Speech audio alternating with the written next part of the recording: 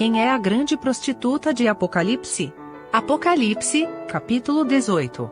Comentário de Mário Persona.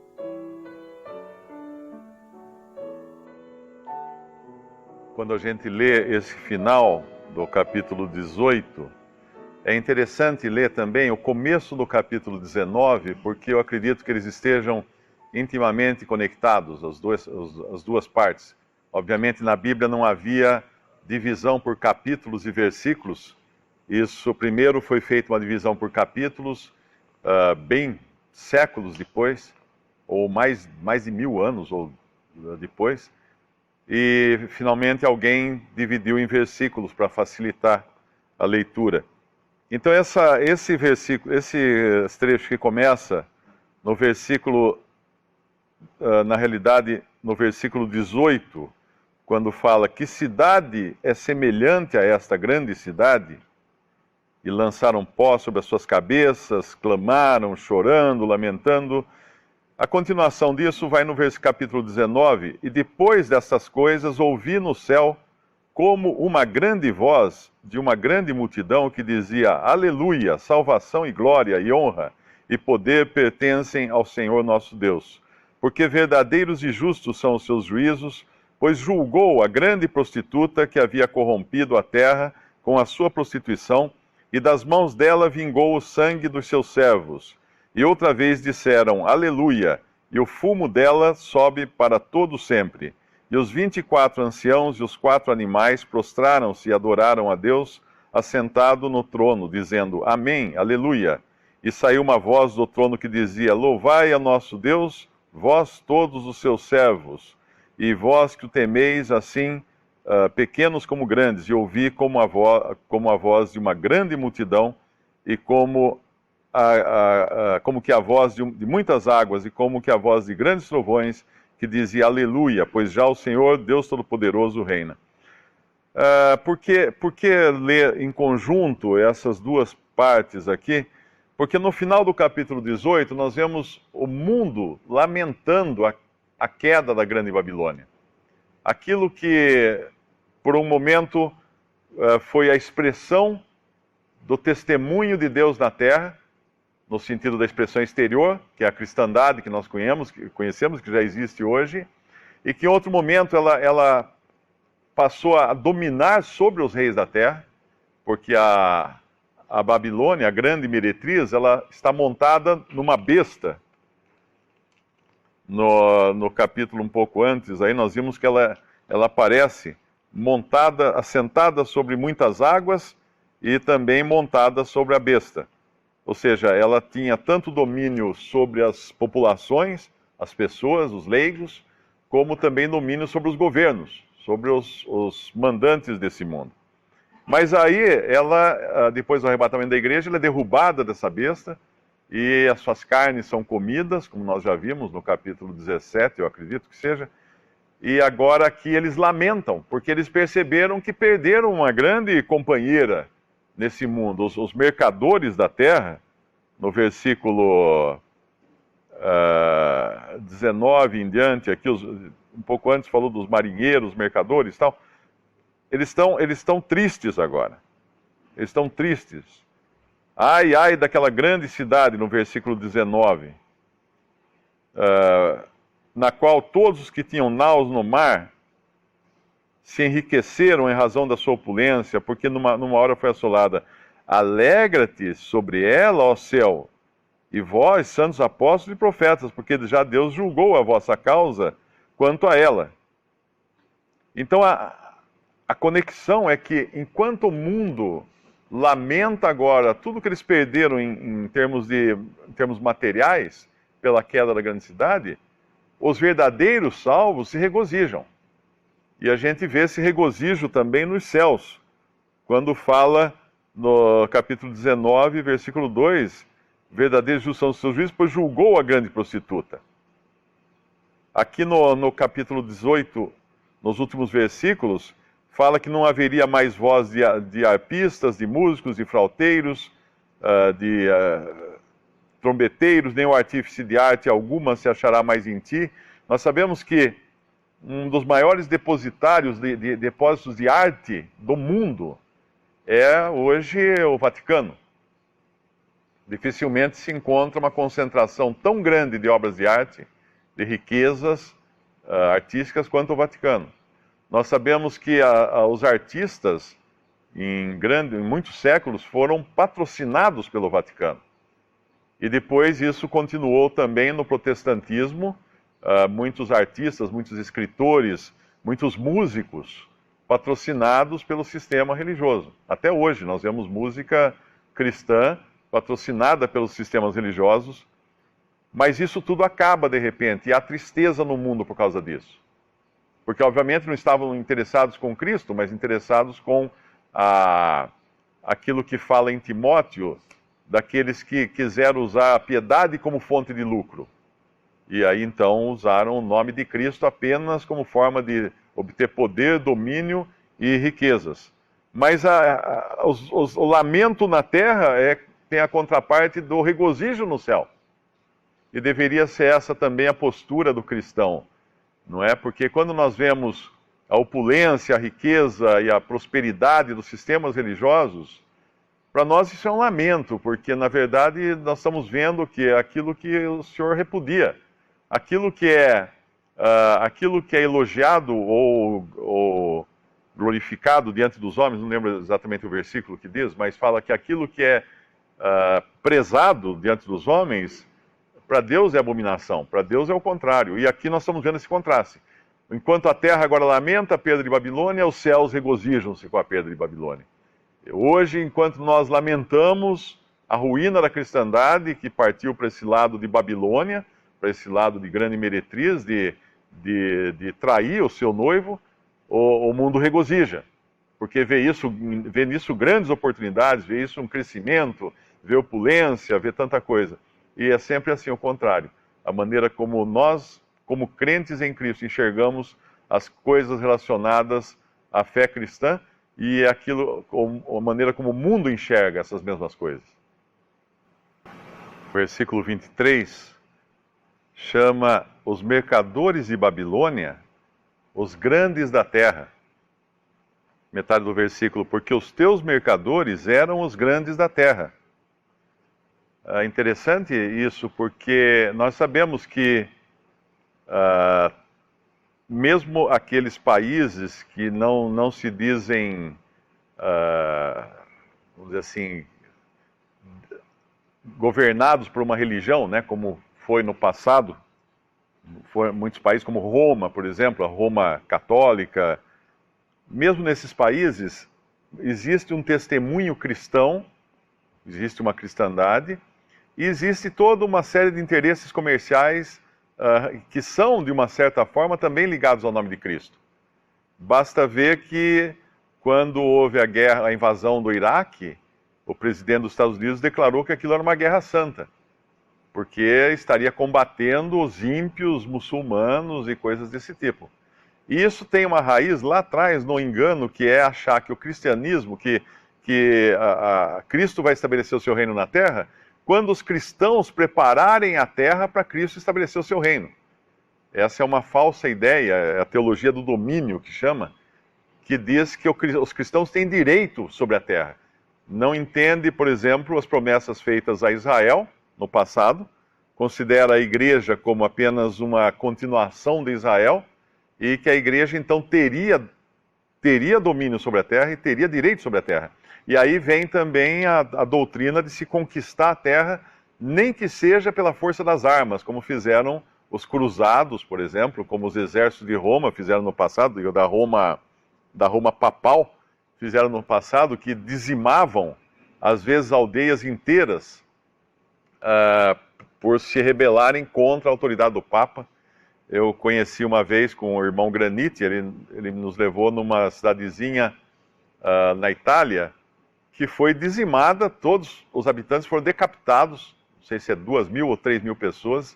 Tem até uma laje agora lá, que é uma laje de pedra, que é um monumento, tiraram ela do chão, puseram ela em pé, porque na laje é possível ver todas as marcas dos machados que os soldados do Papa usaram para decapitar os habitantes da cidade, homens, mulheres e crianças.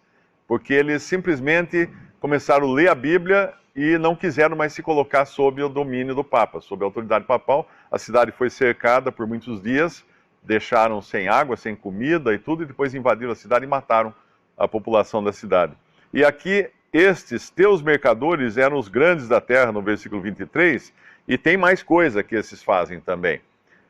Porque todas as nações foram enganadas pelas tuas feitiçarias.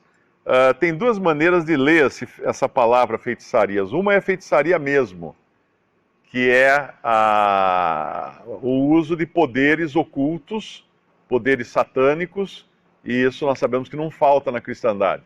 Existem muitos sinais, muitos milagres, muitas visões, muitas santas que aparecem em algum lugar, muitas pessoas que falam com voz distorcida, falando que é o Espírito de Deus falando, e curas, e expulsão de demônios. Existem tantas coisas que muitas delas são poder mesmo, poder como o poder dos magos de Faraó que imitavam o poder de Deus ministrado através de Moisés.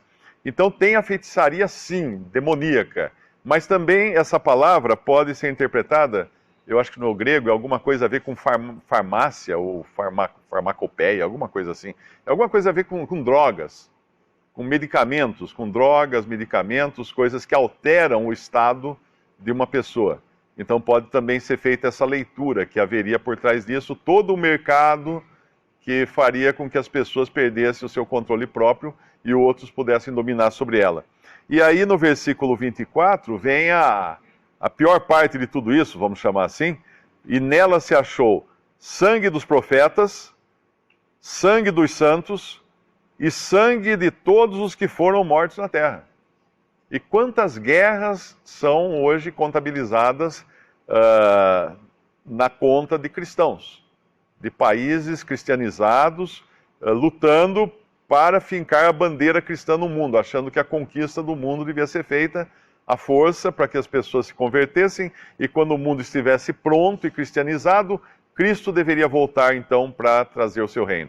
É um engano muito grande esse, nós sabemos que quem vai realmente descer e pôr ordem nesse mundo, mas depois que a igreja, os verdadeiros salvos foram tirados daqui, é o próprio Senhor Jesus.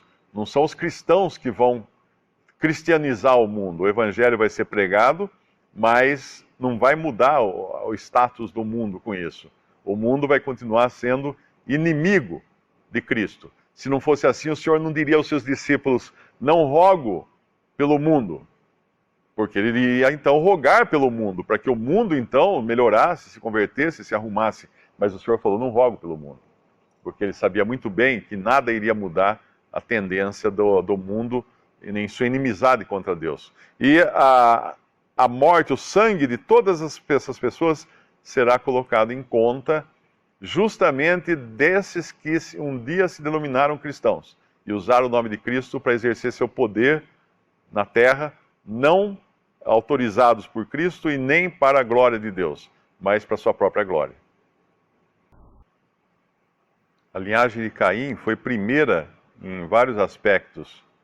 Caim foi o primeiro homicida do mundo.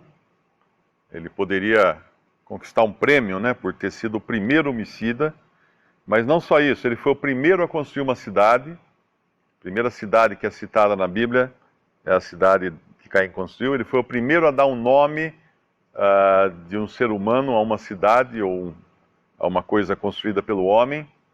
Depois dele, ele teve um dos seus descendentes, é Lameque, que foi o primeiro polígamo na Bíblia. O primeiro homem a querer mais de uma mulher para si. E é no versículo 19: tomou Lameque para si 2 mulheres. Daí então vem os seus descendentes, vem Jabal, que foi o pai ou o primeiro dos que habitam em tendas e têm gado. Aqui nos fala da produção agrícola, agora em escala maior, né, obviamente. O nome do seu irmão era Jubal, o pai ou o primeiro dos que tocam harpa e órgão, no versículo 21 de Gênesis 4. Exilá também teve a Tubal-Caim, mestre de toda a obra de cobre e de ferro, e a irmã de Tubal-Caim foi Naamá. Aqui vem a tecnologia, então, que foi também teve o seu início nos descendentes de Caim. As artes e a tecnologia. E aí Lameque, ele tem uma característica interessante também, porque ele menciona Caim. Disse Lameque no versículo 23, as suas mulheres Ada e Zilá, ouvi a minha voz, vós mulheres de Lameque, escutai o meu dito, porque eu matei um varão por me ferir, e um mancebo por me pisar. Porque 7 vezes Caim será vingado, mas Lameque 70 vezes 7. O que é isso? Deus prometeu que quem tocasse em Caim, no versículo 15, qualquer que matar Caim, 7 vezes será castigado. Porque Caim tinha matado o seu irmão. E por motivo torpe, vamos chamar assim, não é? Mas agora Lameque matou 2 homens por motivos que ele considera que não são torpes. Um o feriu e o outro pisou nele. Então ele tem razão de matar, ele acha na cabeça dele, né? Então se Caim 7 vezes será vingado, ele merece ser vingado 70 vezes 7. 70 vezes, né? 70 vezes 7 ele fala. Ou seja, ele se considera numa proteção maior ou numa capacidade maior de vingança se alguém atentar contra ele. Aqui vem então o homem na sua arrogância de achar que tem direitos, de achar que ele pode passar incólume a qualquer crime. Ele pode praticar um crime porque o outro praticou um e vai ser vingado 7 vezes, então eu mereço ser vingado mais vezes. Às vezes a gente lê isso aqui como se fosse um castigo que ele fosse receber, né? 70 vezes 7. Mas não, ele acha que ele tem o direito de 70 vezes 7 vezes ser vingado por causa dos crimes que cometeu. E aí a linhagem vai quebrar totalmente no versículo 26, quando fala do nascimento de Sete, e aí se começou a invocar o nome do Senhor, no versículo 26. E ainda que isso aqui possa ser uma brisa de frescor, para falar assim, puxa, então agora a coisa vai, agora os homens realmente vão andar em temor de Deus e vão adorar Deus. Mas aí a gente vê logo depois do capítulo 5, que fala da genealogia de todos aqui da linhagem de Sete, o que acontece no capítulo 6, nós vamos ver que Deus vai precisar destruir toda a raça humana, porque toda a raça humana se corrompeu. Não apenas aquela linhagem de Caim, mas ela acabou se mesclando também com a linhagem de Sete, e não só isso, mas, no meu entender, anjos caídos tomaram mulheres para si e criaram uma raça híbrida. E, obviamente, uma tentativa de Satanás de corromper a semente humana, que era aquela que tinha sido prometida para pisar na cabeça da serpente. Porque se Satanás corrompesse a semente humana com uma mescla, como essa raça híbrida de gigantes, não haveria um para Deus poder tirar o Salvador do mundo, para pisar a cabeça da serpente, um descendente de mulher que não estivesse corrompido, por assim dizer, por essa raça híbrida. Então, quando a gente vê o que Deus vai fazer no final, a gente só pode falar assim, ele é justo realmente. Não tem como alguém dizer que não, que Deus agiu com injustiça, de maneira alguma. Então, quando nós vemos o céu se regozijando no capítulo 19 de Apocalipse, é porque no céu, esses que estarão no céu, todos os santos de todas as eras, vão entender realmente essas coisas e vão saber que Deus foi justo em todos os seus atos. A sabedoria é justificada pelos seus filhos. Tem uma passagem que fala no Evangelho. É fácil reconhecer uma pessoa que tem temor de Deus e uma pessoa que não tem temor de Deus. Uma pessoa que tem temor de Deus irá justificar a Deus em todos os seus atos, em todos os seus desígnios, mesmo aqueles que ela não entender. Ela vai dizer, não, Deus deve ter uma razão para ter feito isso. E o que não tem temor de Deus vai julgar Deus. Julgar de acordo com que parâmetro? Pela sua própria sabedoria, pelo aquilo que ele acha justo, porque ele se acha justo.